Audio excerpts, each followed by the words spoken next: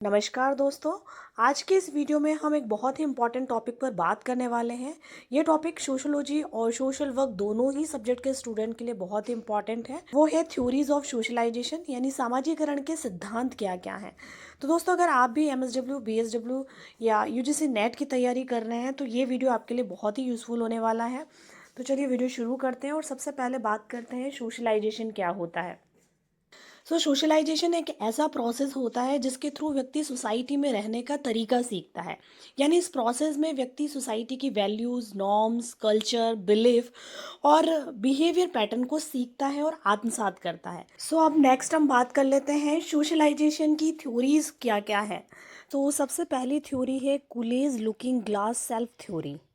इस थ्योरी को sociologist Charlie Horton कुले ने दी है और इस थ्योरी के अंदर कुले ने बताया है कि सेल्फ सोसाइटी के रिएक्शन से बनता है। यानी कुले का मानना है कि व्यक्ति का जो सेल्फ है वो सोसाइटी क्या सोचती है उसी के बेसिस पर बनता है। यानी कुले कहते हैं कि we see our self through the eyes of others. यानी हम अपने आप को अपनी आंखों से नहीं देखते हैं, हम अपने आप को दूसरों के नज़रिए से देखते हैं। कुले ने बताया है कि वाई लुकिंग ग्लास का मतलब होता है आईना, और सोसाइटी हमारे लिए आईने का काम करती है, ऐसा लुकिंग ग्लास थ्योरी के अंदर कुले कहते हैं। इस थ्योरी के अंदर कुले ने सेल्फ के डेवलपमेंट की 3 स्टेप्स बताई हैं, जिसमें सबसे पहली स्टेप में कुले कहते हैं कि हम इमेजिन करते हैं कि लोग हमें कैसे देखते हैं। सेकेंड स्टेप में व्यक्ति ये इमेजिन करता है कि लोग हमें जज कैसे करते हैं। वहीं तीसरे स्टेप में व्यक्ति जो जजमेंट है उसी के बेसिस पर फीलिंग को डेवलप करता है और उसी से उसका सेल्फ डेवलप होता है। कूले का मानना है कि self is a social product. Cooley कहते हैं कि व्यक्ति का जो सेल्फ है वो उसका खुद का नज़रिया नहीं होता है, बल्कि सोसाइटी के नज़रिए से व्यक्ति अपने आप को देखता है और उसी से उसकी सेल्फ का डेवलपमेंट होता है। कूले मानते हैं कि self is a social product. Second theory है George Herbert Mead theory of social self. इस थ्योरी को सोशोलॉजिस्ट GH मिड ने दिया है। और मिड क्या कहते हैं इस थ्योरी में? मिड का कहना है कि सेल्फ जो है वो जन्म से नहीं होता है, बल्कि सोशल इंटरेक्शन से डेवलप होता है। यानी यहाँ पर मिड का मानना है कि व्यक्ति का सेल्फ बायोलॉजिकली नहीं होता है, बल्कि व्यक्ति जन्म के बाद में जैसे जैसे लोगों से इंटरेक्ट करता है वैसे वैसे उसके सेल्फ का डेवलपमेंट होता है। मिड ने इस थ्योरी के अंदर सेल्फ के डेवलपमेंट के 2 मेन पार्ट्स बताए हैं। पहला है आई और दूसरा है मी। आई का मतलब है इंडिविजुअल सेल्फ, जो नेचुरल होता है, जो स्पॉन्टेनियस हो जाता है, जो जिसका कोई रूल नहीं है, जैसे एक बच्चा जो अपने मन की करता है। वही सेकंड उन्होंने बताया है मी। मी का मतलब है सोशल सेल्फ। यानी एक व्यक्ति का मी जो है वो सोसाइटी से बनता है। व्यक्ति सोसाइटी से जो सीखता है, लाइक उसकी फैमिली से, उसके नेबर से, उसके जो रिलेशनशिप है सोसाइटी के अंदर, जो नातेदारी है, उन लोगों से जो सीखता है उससे उसका सेल्फ बनता है। और वही उसको बताते हैं कि रूल्स क्या है, नॉर्म्स क्या है, वैल्यूज़ क्या है, सोसाइटी के अंदर उसे क्या करना चाहिए, क्या नहीं करना चाहिए, और उसी बेसिस पर वो अपने सेल्फ का डेवलपमेंट करता है। इस थ्योरी के अंदर मिड ने सोशलाइजेशन की 3 स्टेजेस बताई हैं, जिसमें सबसे पहली स्टेज है प्रिपरेटरी स्टेज, जो 0 से 3 साल की होती है। और इस स्टेज में बच्चा इमिटेशन के थ्रू सीखता है। इस स्टेज में बच्चा बहुत सारी चीज़ों का अर्थ नहीं समझता है, सिर्फ वो लोगों को देखकर इमिटेट करता है। सेकेंड स्टेज प्ले स्टेज होती है, जो 3 से 6 साल की होती है। इस स्टेज में बच्चा रोल प्ले करता है, 1 रोल एट ए टाइम, यानी एक समय में वो एक रोल करता है। और जनरली आपने देखा होगा इस एज में बच्चे जो है वो कई तरह के गेम्स खेलते हैं और गेम्स के अंदर ही जो है वो अलग अलग तरह के रोल प्ले करते हैं। कई बार बच्चे मदर और फादर का रोल प्ले करते हैं, कई बार बच्चे क्योंकि स्कूल जाते हैं तो वो टीचर का रोल प्ले करके गेम्स खेलते हैं। तो कहीं ना कहीं रोल प्ले के थ्रू बच्चा इस स्टेज के अंदर अपने सेल्फ का डेवलपमेंट करता है। तीसरी स्टेज होती है गेम स्टेज। ये स्टेज 7+ ईयर्स की होती है, जिसमें बच्चा मल्टीपल रोल्स समझता है। वो सोसाइटी के रूल्स देखता है और रूल्स को फॉलो करता है। और कई ऐसे गेम्स होते हैं, जैसे क्रिकेट का गेम हो गया, तो गेम के अंदर बच्चा धीरे धीरे समझता है कि उस गेम के अंदर किसका क्या रोल है, बैट्समैन क्या करेगा, बॉलर क्या करेगा, तो वहाँ पर वो रोल और रिस्पॉन्सिबिलिटी को समझता है। वैसे ही वो धीरे धीरे फैमिली के अंदर भी रोल्स को समझने लगता है कि मदर का क्या रोल होगा, फादर का रोल क्या होगा, भाई का रोल क्या होगा, उसका खुद का रोल क्या होगा। तो गेम स्टेज के थ्रू उसे पता चलता है कि रोल्स कैसे होते हैं सोसाइटी के अंदर। और इस थ्योरी के अंदर मिड का कहना है कि self develop through role taking. इनका कहना है कि जैसे जैसे बच्चा रोल को देखता है और रोल को ग्रहण करता है, वैसे वैसे उसका सेल्फ डेवलप होता है। सोशलाइजेशन की तीसरी थ्योरी है फ्रॉयड साइको एनालिटिकल थ्योरी। ये थ्योरी साइकोलॉजिस्ट सिगमंड फ्रॉयड ने दी है। और इस थ्योरी के अंदर फ्रॉयड का जो फोकस है वो पर्सनालिटी डेवलपमेंट पर है। यानी थ्योरी के अंदर फ्रॉयड ने पर्सनालिटी के स्ट्रक्चर को समझाया है और बताया है कि एक व्यक्ति के व्यक्तित्व के अंदर तीन चीज़ें बहुत इंपॉर्टेंट होती है। सबसे पहला ईड, दूसरा ईगो और तीसरा सुपर ईगो। ईड जो है वो प्लेजर के प्रिंसिपल पर आधारित होता है। फ्रॉइड का कहना है कि बच्चे का जब जन्म होता है तो उसके अंदर ईड की मात्रा सबसे ज़्यादा होती है। बच्चे को जो अच्छा लगता है वो वही चीज़ें करता है। उसे नहीं मालूम कि सोसाइटी उसे क्या एक्सपेक्ट करती है, उसे क्या करना चाहिए, क्या नहीं करना चाहिए। वो अपनी नीड को किसी भी तरीके से पूरा करना चाहता है। सो ईड जो है वो प्लेजर के प्रिंसिपल पर आधारित होता है। और उस समय विशेष रूप से बच्चे के व्यक्तित्व के अंदर ईड की मात्रा ज़्यादा होती है। सेकंड होता है ईगो। ईगो पर्सनालिटी रियलिटी के प्रिंसिपल पर बेस्ड होती है। और जैसे जैसे बच्चा बड़ा होता है, सोसाइटी को देखता है, अपने आसपास के लोगों को देखता है और रूल्स जो सोसाइटी के बने हुए हैं उनको देखकर उनको फॉलो करना सीखता है। और इस स्टेज में बच्चा सही और गलत के डिफरेंस को समझने लग जाता है और अपने आप को बैलेंस करता है।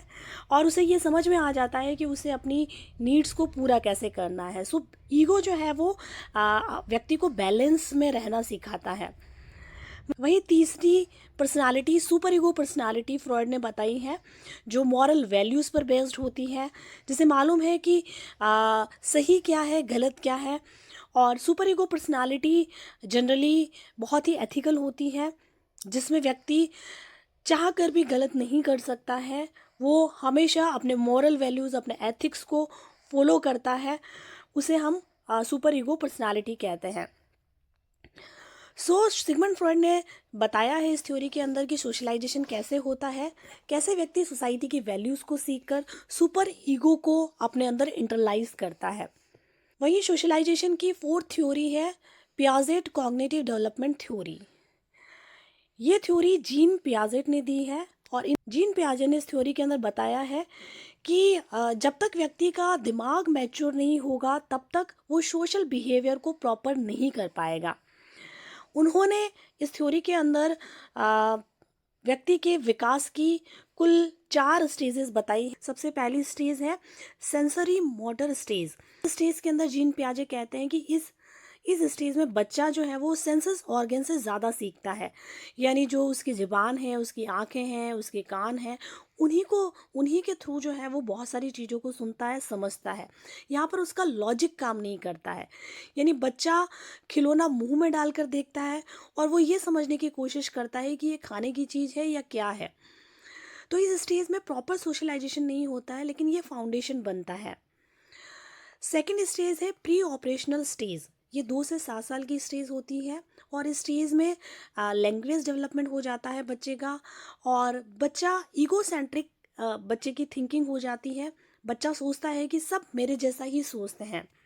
यानी बच्चा ये मानेगा कि अगर वो दुखी है तो उसके आसपास के लोग भी दुखी होने चाहिए।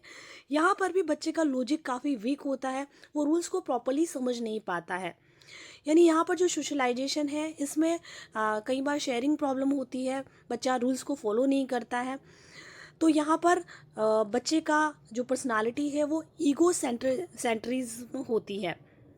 तीसरी स्टेज है कॉन्क्रीट ऑपरेशनल स्टेज। ये 7 to 11 ईयर्स की स्टेज होती है।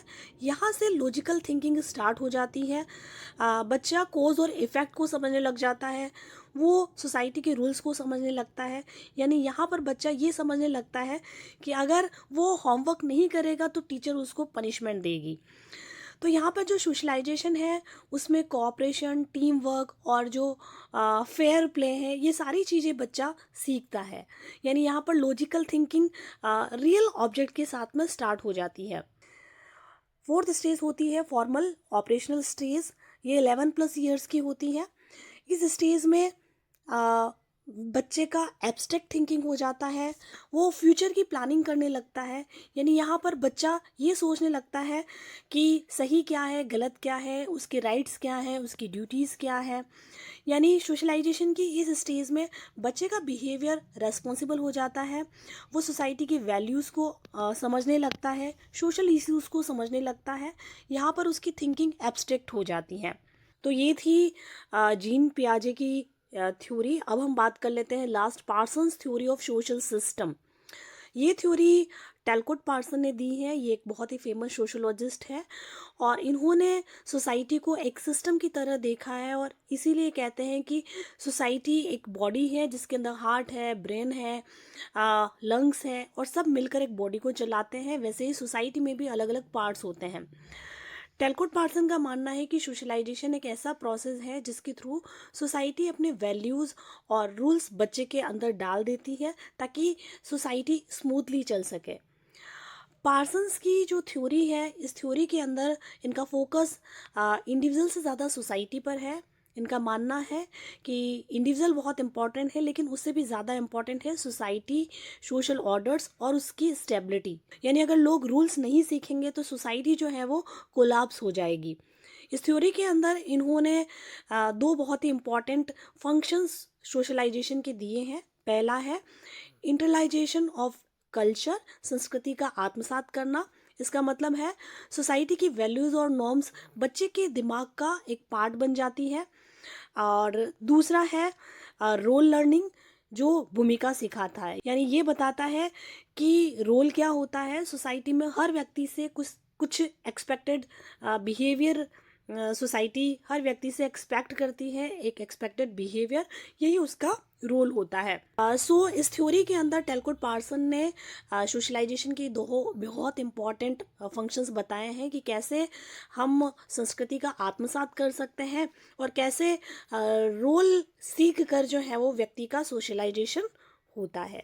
तो दोस्तों, ये थे सोशलाइजेशन की डिफरेंट डिफरेंट थ्योरीज जो बहुत इंपॉर्टेंट है एग्जाम पर्सपेक्टिव से भी। और अगर आप यूजीसी नेट की प्रिपरेशन कर रहे हैं तो भी ये थ्योरीज बहुत इंपॉर्टेंट है।